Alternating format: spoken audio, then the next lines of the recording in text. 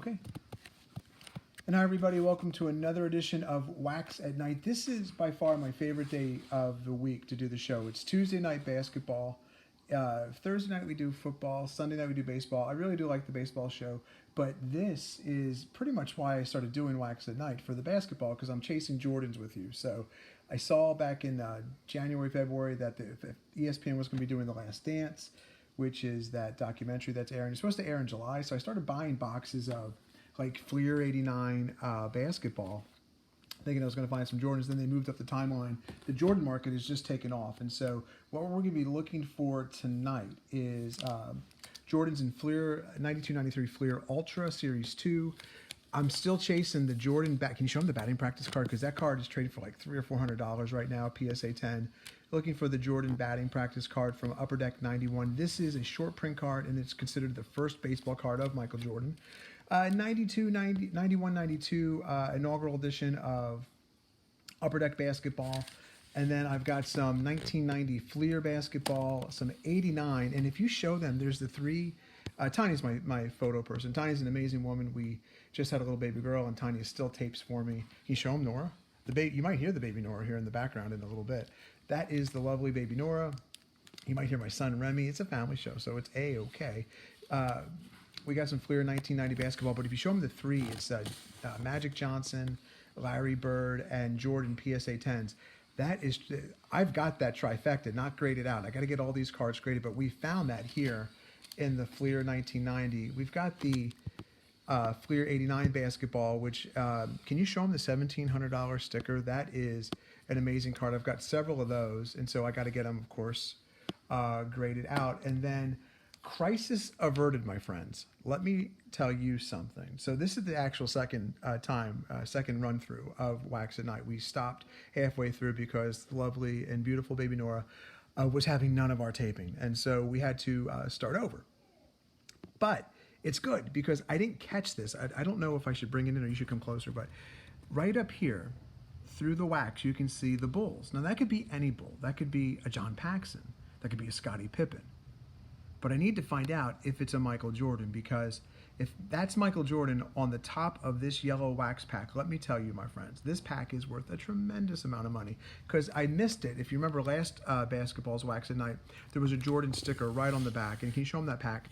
That pack is trading for like $1,800, $1,900. And so just got to get it graded out. And so I'm going to use all my investigative clue skills to deduce if that is a Jordan card. But let's start opening some cards and get through looking for some Jordans tonight. So we'll start with the Fleer 92-93. And you feel that, or did you hear that? That's the coating on these early 90 cards.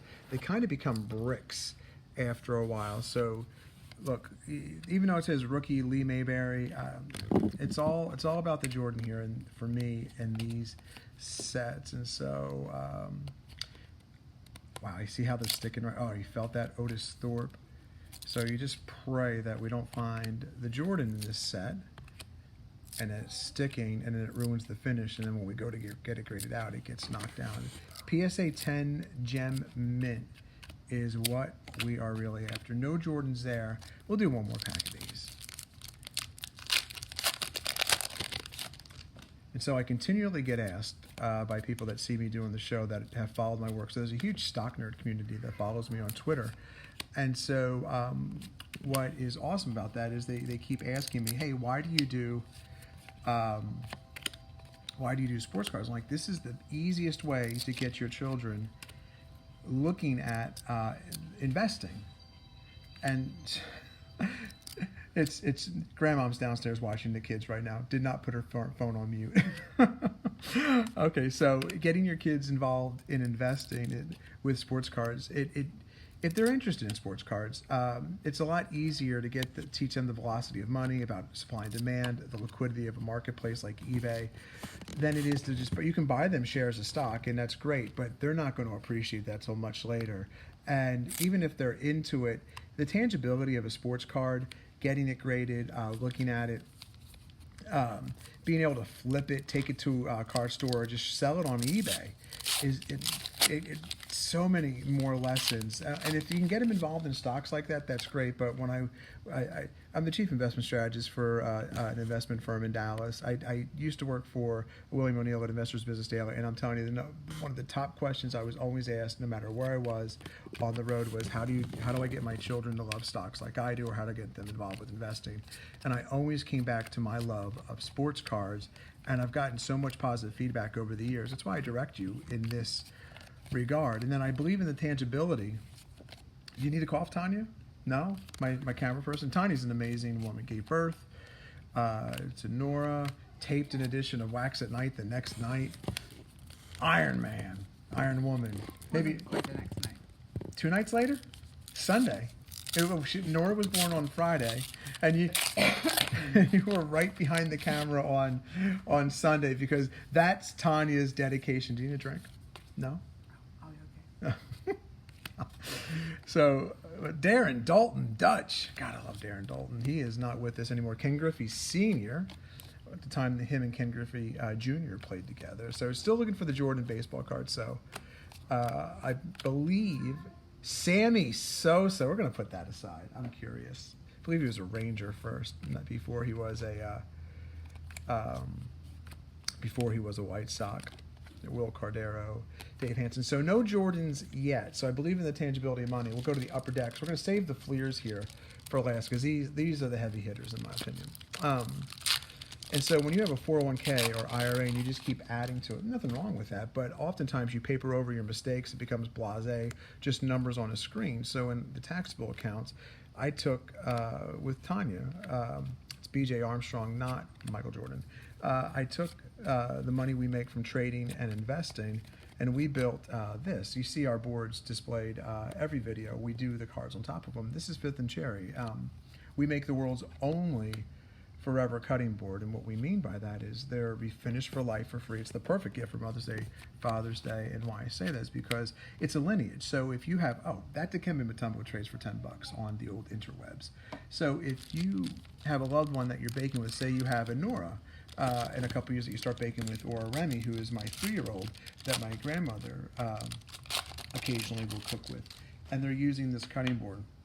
There's going to come a point in time where grandmom isn't around, but her memory will be with us forever, and Remy would get, say, this cutting board, and it's passed down from generation to generation. They last forever. It's the only cutting board that's hand staggered, not Michael Jordan, refinished for life for free, and they're steel reinforced, and that part is super interesting, and it's what I'm leading up to, because I get a lot of questions about how do you steel reinforce another Dikembe Mutombo. How do you steel reinforce wood? And that's interesting you say that, because I have the sample right here that we take with our dealers and everyone who carries Fifth and Cherry, especially to our road shows.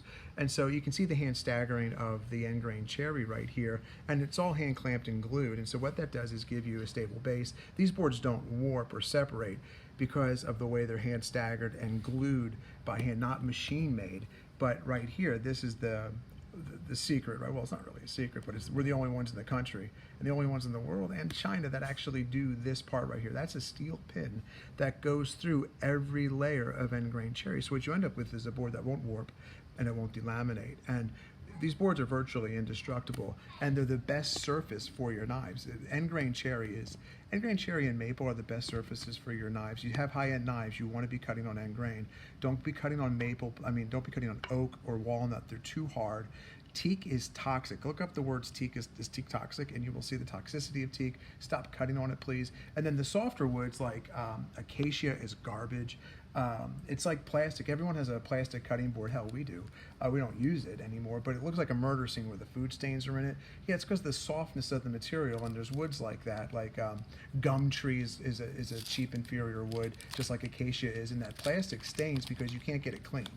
And so it's too soft, and it's actually rolling your knife blade. But you do end grain cherry, you're doing yourself a favor. Now we're into the good stuff here, 1990 Fleer. And so you can pull, it doesn't have to be a Jordan to find some money in these cars. Now, we haven't found any yet. Reggie Theus, look at that hair on Reggie Theus.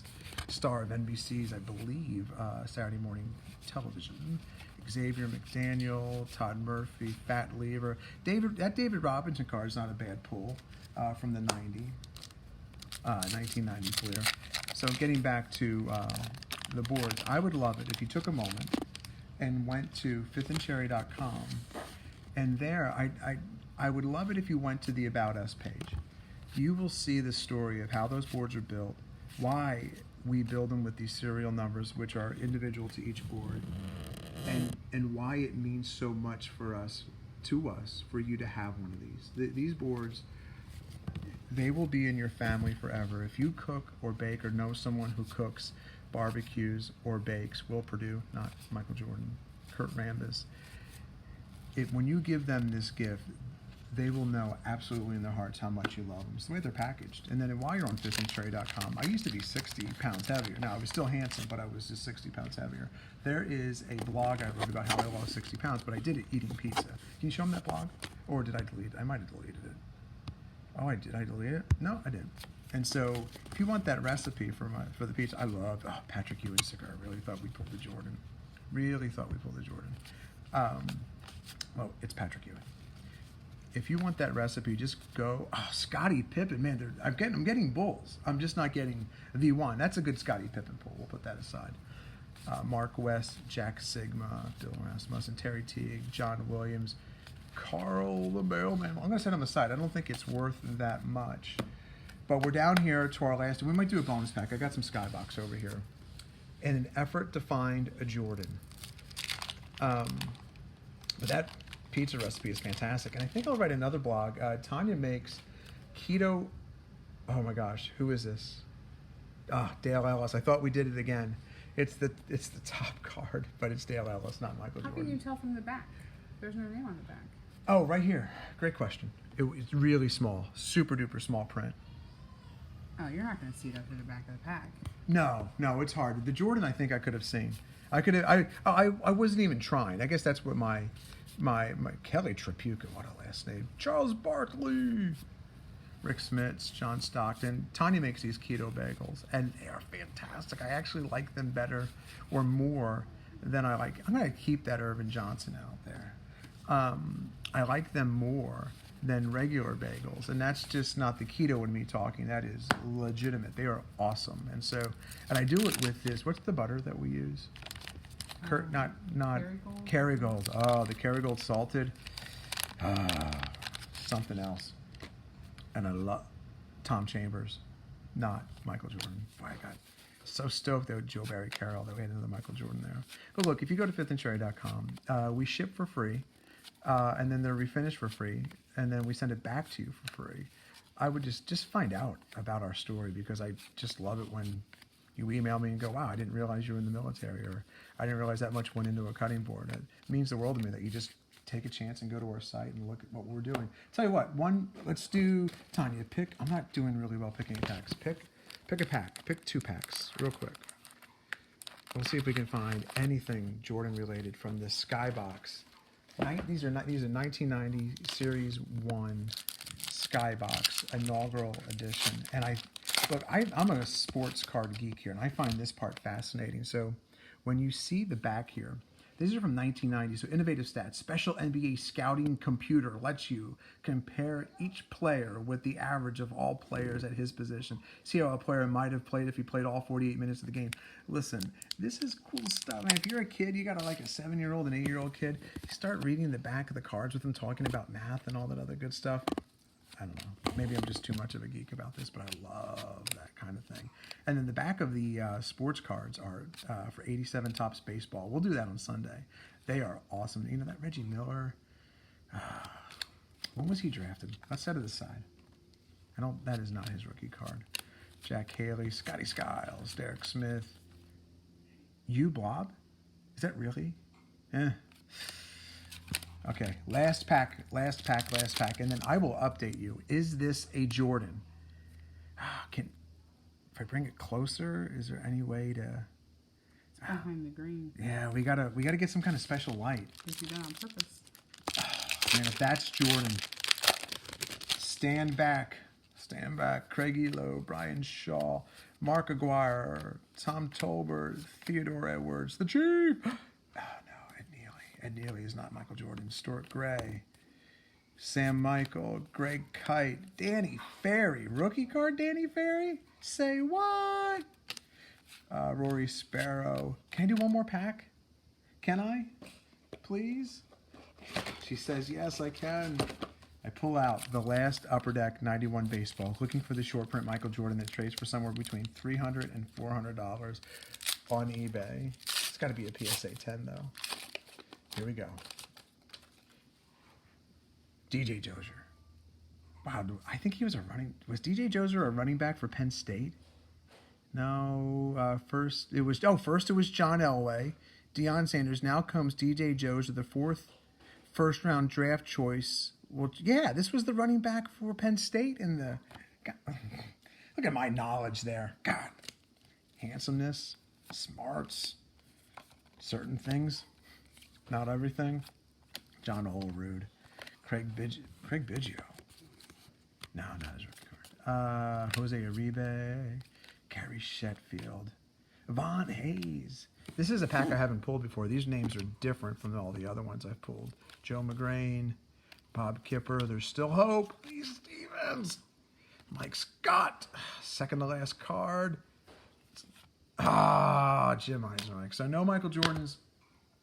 This edition, well, there might be a Michael Jordan. We'll have to update on that. Love that you tuned in for another edition of Wax at Night. And we will see you Thursday with Thursday Night Football. Until then.